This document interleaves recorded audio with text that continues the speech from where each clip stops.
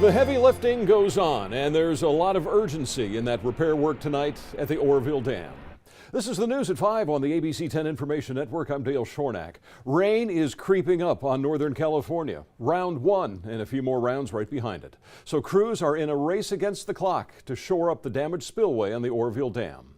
Ted Land is live from the dam tonight with an impressive view of the main spillway. Ted? It's still very much a work in progress. Live in Oroville, Ted Land, ABC 10 News. So, Ted, do they think that enough of those bags of rocks and boulders have already been put in place that in the next few days, if water were to spill over that emergency spillway, it would already help to prevent further erosion there? And what do they do here to prevent this from happening again? Yeah, and then they still have to fix that big hole in the main spillway that we see behind you, and that's a whole other problem. Ted, thanks for the update. Lots of Monica, work. this afternoon, the Department of Water Resources was saying that these storms that are approaching, they don't think that they're monsters, that they're not going to be as severe as the storms that we had earlier this month. Is that kind of what you're seeing? Well, the big difference is the snow level. See, and I'm going to explain why coming up in about 15 minutes. You know, and that's exactly why some of the families downstream that could go back right now, they're saying, we're just going to hold off for a few days and see how that plays out. Yeah, if they're lucky enough to have a place to stay. Yeah, exactly, because shelters have filled up for sure. All right, although there is room at Cal Expo, we'll have more on that. Yeah. Oh, great. Monica, thanks. Agencies and companies coming together to form and do the urgent work of getting that spillway, the emergency spillway, repaired as quickly as possible. ABC 10's Ann DeGrazia met up with one of those companies involved in that repair work, and she's live tonight in Oroville with more on what they're saying about how the repairs are going. Ann? They're worried about flooding. So as they battle the flood, they've created a barrier around their facility to try to continue to get those trucks out as fast as possible. Now we're in Oroville. Ann DeGrazia, back to you. Boy, they're helping with erosion damage and being threatened by potential floodwaters at the same time. Yikes, that's just a scene. Absolutely, a lot of stress for them. Yeah, all right, and thanks. So the mandatory evacuation order, that was lifted yesterday afternoon, and tens of thousands of people, as you can see, they poured back into their communities. But the good news yesterday, it did come with a condition. It's important to remember that. In other words, be prepared and be ready to evacuate on a moment's notice all over again. John Bartell found out that a lot of people are taking that advice very much to heart. ABC 10 News.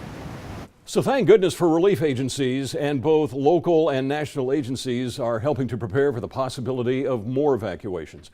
Our tower cam looking out at Cal Expo this morning caught some of those preps underway and a lot of equipment already in place. And this is what we were talking with Monica about just a minute ago. The American Red Cross shelter at Cal Expo only had 20 people out there this morning, but with rain coming very soon, that shelter is expected to be busy and more help is rolling in.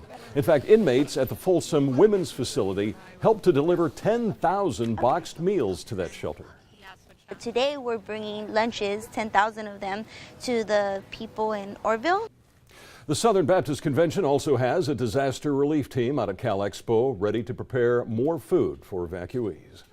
The ABC 10 Brain Room is covering every story angle on this situation, and there's just a lot of it that we can't fit into our newscast, so we'd like you to check out abc10.com.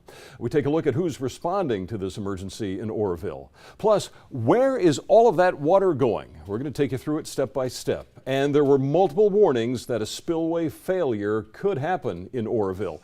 We're going to dig through those warnings. They go back to at least 2005. That and a lot more for you right now to check out on the ABC 10 Facebook page.